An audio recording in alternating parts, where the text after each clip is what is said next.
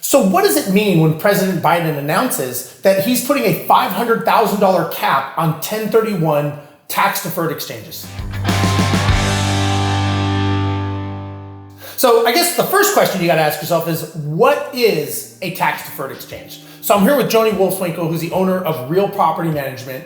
Joni, so first of all, can you explain what is a 1031? Yeah, so basically, the benefits for the investor is that they can defer paying taxes on real estate by rolling profits from one property to another within a 6-month period. So there is a timeline there. Okay. Now, one thing I want to point out in this tax plan is it's not just a 1031 that's being affected.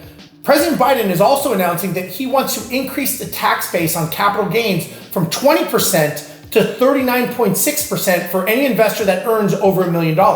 Now, you may first think to yourself, well, that doesn't affect me. But I'm going to explain to you in a little bit why it does affect you from a trickle-down effect of people not doing transactions from the beginning. So first of all, let's talk about the tax-deferred exchange and what's going on. Basically, people that are trying to sell their property and keep their money rolled over and not pay taxes by buying another piece of real estate will do a tax-deferred exchange. So Joni, what are you seeing with people that are now hearing this? What is that doing to the market, first of all? Well, it's causing craziness, and adding to that, where right now we're seeing that investors are panicking and, afraid that this plan is going to go into effect. And so they are trying to roll it right now, which is just adding craziness to the market. So on the surface, you may be thinking, okay, well, I'm not going to have over $500,000 profit, so this doesn't affect me. However, you found information that number that's being affected is much more than people realize. Yeah, it was supposed to target the wealthy. Obviously, that's what his plan is, but it's going to target a lot more than just that.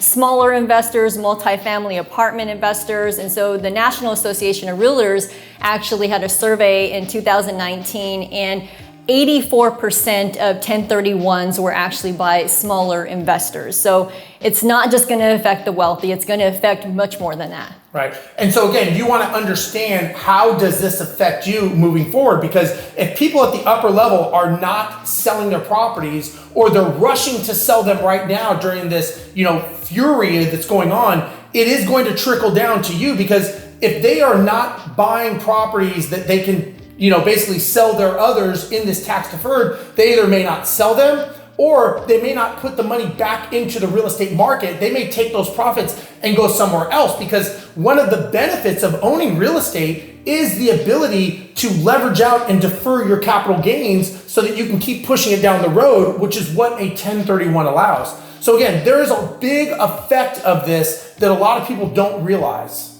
So the question you may be asking is, how can you plan for this? So a couple things here is, I think that number one, you could, be ready to change and adapt. You could talk to a real estate attorney, a planning attorney, make sure that you're prepared for that, and also a CPA.